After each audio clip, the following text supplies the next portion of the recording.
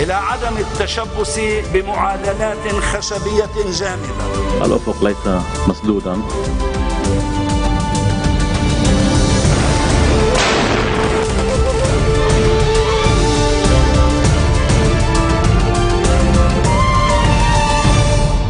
Bonjour à tous et merci de nous rejoindre sur Futur TV pour cette nouvelle édition de la rédaction. Voici les titres de ce journal. Sud-Liban, visite de Michel Sleiman au QG de la FINUL à Nakoura, l'occasion pour le président libanais d'insister sur la nécessité d'une véritable stratégie de défense pour le pays. Nouvel échec de la commission chargée de la rédaction de la déclaration ministérielle au terme de sa 10e séance. Le Conseil des ministres prend la relève à partir de demain. Bachar el-Assad veut poursuivre la guerre contre les rebelles alors que le conflit qui a dévasté la Syrie et fait plus de 140 000 morts entre dans sa 4e année. Et à suivre également dans ce journal, le mystère s'épaissit autour de la disparition de l'avion de Malaysia Airlines. Les opérations de recherche étendues à l'ouest et réduites à l'est, s'éloignant de la trajectoire prévue de l'appareil. Mais avant de développer ces titres, cette information de dernière minute, un immeuble s'est effondré à New York après une explosion dans le quartier de East Harlem. Vous voyez les images en direct. L'effondrement a provoqué un incendie et un gigantesque nuage de fumée. Pas d'autres précisions pour l'heure.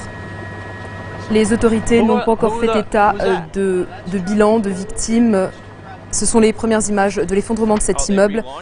La cause n'est pas encore connue. Who's working the camera? Michel Sleiman s'est rendu au QG de la FINUL à Nakoura au Sud-Liban ce mercredi en compagnie de son homologue finlandais. Évoquant la présidentielle prévue en mai prochain, il a indiqué qu'il serait inadmissible de boycotter les séances parlementaires consacrées à cette élection. Le chef de l'État a par ailleurs souhaité que la résistance soit un soutien pour l'armée et éviter que ces armes ne soient utilisées à l'intérieur du Liban. Il a indiqué œuvrer à renforcer l'armée et à la doter de nouvelles armes sophistiquées, mais a souligné la nécessité d'une véritable stratégie de défense. Le Liban vient de bénéficier d'une aide saoudienne de 3 milliards de dollars pour acheter du matériel militaire français. Puis évoquant la crise syrienne, Michel Sleiman a mis en garde contre ses répercussions au Liban, notamment en raison de l'afflux de réfugiés syriens qui met en danger la composition de la société libanaise. Après la tenue de sa 10e séance sans succès, la commission chargée de rédiger la déclaration ministérielle s'en remet au Conseil des ministres. Le gouvernement va donc se réunir demain sous l'égide du président Sleiman. Les discussions de cette 10e séance ont buté sur le même obstacle qui se dresse depuis des semaines, à savoir le cadre dans lequel il faut faire figurer l'expression « droit à la résistance ». Le 14 mars insiste pour que cette résistance soit encadrée par l'État, une formule que le 8 mars rejette. La formule médiane du ministre des Affaires étrangères, Jabran Bassil, n'a finalement pas été retenue. Elle parle du droit du Liban et des Libanais à la résistance. Le délai d'1 mois pour la finalisation de la déclaration ministérielle expire la semaine prochaine. Faute d'entente, le cabinet sera considéré comme démissionnaire et des consultations parlementaires seront alors ouvertes pour nommer un nouveau Premier ministre. Et puis, face à l'échec de la commission ministérielle, Nabih Berri a prévenu que le 8 mars reste attaché à la clause de la résistance et ne fera aucun compromis sur ce point. Le chef du Parlement a indiqué au quotidien Safir que l'encadrement de la résistance par l'État n'est pas sans conséquence. Selon lui, Israël aurait alors un prétexte pour attaquer l'État et ses institutions. Berri a enfin appelé toutes les parties à déployer des efforts pour trouver un terrain d'entente. Un responsable du Pentagone dit craindre que des groupes extrémistes mènent des attaques terroristes contre l'armée libanaise et les institutions de l'État. Dans des propos anonymes au quotidien Al-Jumhuriya, il a également exprimé sa vive inquiétude face à la détérioration de la situation au Liban, vu l'intensification des combats en Syrie voisine. Le Liban à la traîne dans le classement des femmes en politique, avec 4 femmes sur 128 députés, soit 3,1% de la Chambre. Le pays est à la 139e place de ce classement qui en compte 145.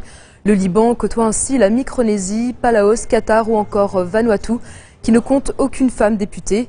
Avec 63,8% de représentation féminine au Parlement, le Rwanda tient la tête du classement grâce à une politique de quotas et un engagement féminin en politique. Le classement a été réalisé par l'Union interparlementaire et ONU Femmes.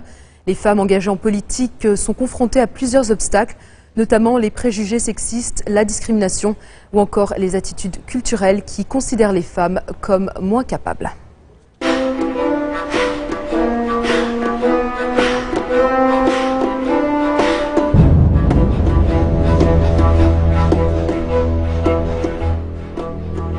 Bachar el-Assad effectue une rare visite dans un camp de déplacés près de Damas, alors que le conflit qui a dévasté la Syrie et fait plus de 140 000 morts entre dans sa 4e année. Le président syrien a dit sa détermination à poursuivre la guerre contre les rebelles. Sa dernière apparition publique remonte à janvier lorsqu'il avait participé à une prière dans une mosquée de Damas. Il avait alors annoncé qu'il y avait de fortes chances qu'il soit candidat à un nouveau mandat lors de la présidentielle prévue en juin. Selon des chiffres de l'ONU, près de 2,5 millions de Syriens ont fui leur pays pour se réfugier principalement dans les pays voisins. 6,5 millions ont été déplacés à l'intérieur du pays. Et puis sur le terrain, les rebelles de Homs défendent comme ils peuvent leurs quartiers assiégés. Affamés et abandonnés, ils redoutent la fin de la révolte s'ils viennent à être battus. Autrefois salués comme les héros de la révolution en Syrie, ils sont assiégés depuis 20 mois par les forces du régime qui progressent ailleurs dans le pays. Ils craignent d'être chassés de cette ville stratégique baptisée la capitale de la Révolution.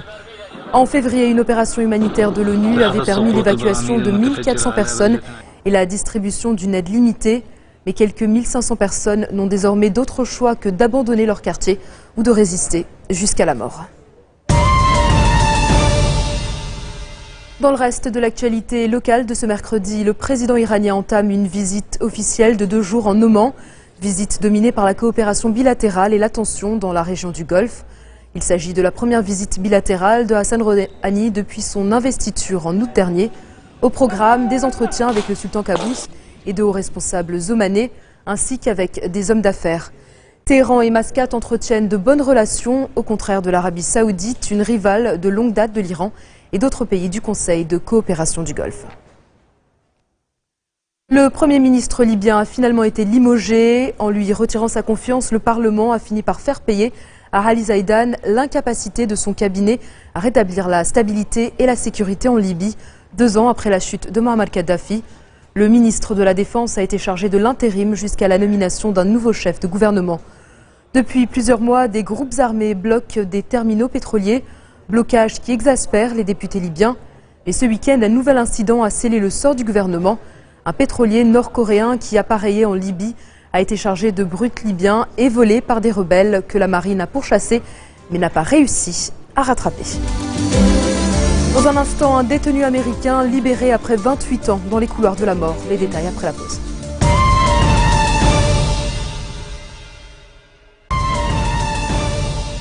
Retour sur le plateau de l'info de Futur TV au 5e jour de sa disparition avec 239 personnes à bord. Toujours pas de traces de l'avion de Malaysia Airlines malgré les recherches étendues. Les opérations balayent désormais un vaste territoire de la mer de Chine méridionale aux eaux territoriales indiennes, notamment en mer d'Andaman et le détroit de Malacca. C'est une véritable opération internationale qui s'est mise en place. 42 navires et 39 avions de 12 pays ont été déployés pour rechercher le vol MH370. Les autorités et l'aviation civile malaisienne sont montrées du doigt pour leur confusion et leur communication chaotique. Elles ont de nouveau évoqué l'hypothèse d'un demi-tour de l'appareil sans la confirmer. Les données de la compagnie et celles des militaires sont toujours en phase d'analyse. Direction la France où le gouvernement se retrouve dans l'embarras avec l'affaire des écoutes de Nicolas Sarkozy. Le Premier ministre Jean-Marc Ayrault a reconnu que ses ministres, et notamment la ministre de la Justice, savaient que l'ex-président était sur écoute. Or, la veille, Christiane Taubira a précisément affirmé le contraire. Un autre élément vient confondre la garde des Sceaux. Le procureur général de Paris a confirmé avoir informé la chancellerie le 26 février. Conséquence, le président de l'UMP, Jean-François Copé, réclame la démission de la ministre de la Justice.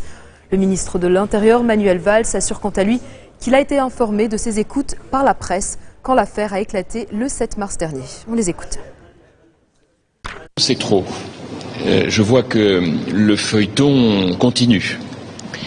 Lundi soir, Madame Taubira dit à la télévision, à l'ensemble des Français, qu'elle n'est pas informée que des écoutes ont eu lieu. Le lendemain, M. Ayrault la désavoue en confirmant qu'elle était informée qu'il l'était aussi. c'est donc que la garde des Sceaux a menti. Dans ce contexte, il n'est pas possible qu'elle reste en fonction.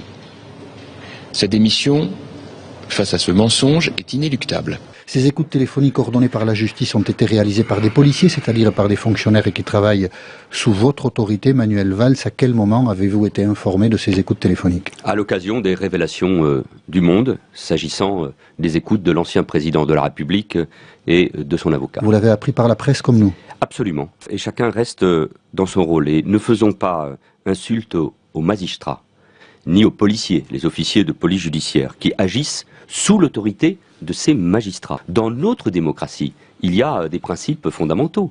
L'indépendance de la justice, la séparation des pouvoirs, qui transcendent les clivages politiques. Des troupes ukrainiennes déployées à la frontière avec la Crimée, le gouvernement a formé une nouvelle garde nationale pour répondre à ce qu'il qualifie d'agression russe. Moscou refuse tout contact avec Kiev pour trouver une solution diplomatique à la crise. Dans ce contexte tendu, l'OTAN a annoncé l'envoi d'avions radars pour des missions de reconnaissance au-dessus de la Pologne et de la Roumanie, deux pays voisins de l'Ukraine. L'occasion pour le président polonais de rappeler que l'Alliance Atlantique dispose d'une base américaine à Lask, où les exercices se multiplient. Une démonstration de force de Washington qui entend montrer son soutien à ses alliés de l'Est sur fond de crise en Crimée. Et puis, à 3 jours du référendum controversé sur le rattachement de la Crimée à la Russie, le Premier ministre ukrainien par intérim est attendu à Washington. Arseniy Yatsenyuk doit s'adresser aux Nations Unies. La question de la Crimée sera abordée demain par le Conseil de sécurité, où la Russie et les États-Unis disposent d'un droit de veto. Le chef de la diplomatie américaine, John Kerry, va continuer à échanger avec son homologue russe, Sergei Lavrov, à condition que le but soit de protéger l'immunité et la souveraineté de l'Ukraine. En bref, dans le reste de l'actualité de ce mercredi, l'entourage de Michael Schumacher se dit confiant, indiquant qu'il y a quelquefois des petits signes encourageants. Le champion de Formule 1 est toujours hospitalisé à Grenoble depuis son accident de ski le 29 décembre dernier. Il a été opéré à 2 reprises et plongé dans un coma artificiel avant d'être placé fin janvier en phase de réveil, une phase qui consiste à diminuer progressivement les sédatifs qui lui sont administrés. Glenn Ford a 64 ans, ce sont ses premières secondes d'homme libre. Il vient de passer près de 30 ans derrière les murs d'une prison. En 1984, il avait été reconnu coupable du meurtre d'un horloger de la ville de Shreveport en Louisiane. Condamné à la chaise électrique, Glenn Ford avait été transféré dans le couloir de la mort en mars 1985. Le parquet a demandé l'annulation de sa condamnation pour meurtre à la suite de l'apparition de preuves de son innocence. Et puis Michelle Bachelet redevient présidente du Chili. La Constitution l'empêchait de briguer un 2e mandat consécutif il y a 4 ans. Un retour en politique couronné par un triomphe électoral en décembre dernier avec 62% des voix au second tour de la présidentielle. Les priorités revendiquées de la présidente de centre-gauche, la réforme de l'éducation et la réduction des inégalités sociales malgré les turbulences économiques que traverse le pays. L'État français a restitué à 3 familles des tableaux confisqués sous l'occupation il y a 70 ans. 3 tableaux arrachés à des collectionneurs par les nazis. 3 histoires différentes mais beaucoup d'émotions au ministère de la Culture où les œuvres ont été solennellement restituées aux descendants des prioritaires légitimes. Des centaines d'œuvres qui avaient été rendues à la France après la fin de la Seconde Guerre mondiale sont toujours dans des musées nationaux. L'objectif, c'est bien entendu de rendre tous ces tableaux.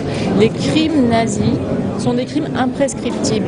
Ces tableaux n'appartiendront jamais au musée français, aux collections nationales. Ils sont en dépôt dans nos musées. Ils ont vocation à être rendus aux héritiers de ceux qui en ont été privés par les nazis. Est-ce que c'est une coïncidence ou est-ce que la date tombe juste la veille de la sortie du film? J'en sais rien. En tout cas, je trouve que c'est heureux. Si ce film a permis et permet de sensibiliser, si vous voulez, les personnes sur le travail admirable qu'ont fait ces personnes à la fin de la guerre, au mépris des risques qu'ils prenaient pour leur vie, pour pouvoir restituer, non pas restituer, mais protéger ces œuvres pour qu'elles soient un jour restituées, c'est une bonne chose. C'est la fin de ce journal. Tout de suite, le rappel des titres qui ont marqué l'actualité de cette journée. Sud-Liban, visite de Michel Sleiman au QG de la FINUL à Nakoura. L'occasion pour le président libanais d'insister sur la nécessité d'une véritable stratégie de défense pour le pays. Nouvel échec de la commission chargée de la rédaction de la déclaration ministérielle. Au terme de sa 10e séance, le Conseil des ministres prend la relève à partir de demain. Bachar el-Assad veut poursuivre la guerre contre les rebelles alors que le conflit qui a dévasté la Syrie et fait plus de 140 000 morts entre dans sa 4e année.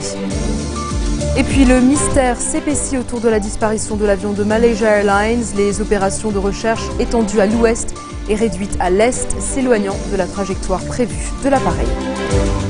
Merci de votre attention. Retrouvez-nous tous les jours à 16h40 heure de Beyrouth. Vous pouvez également nous suivre en ligne sur notre site web ou en téléchargeant notre application mobile.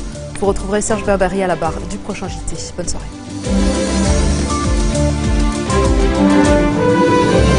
إلى عدم التشبث بمعادلات خشبية جامدة. الأفق ليس مسدودا.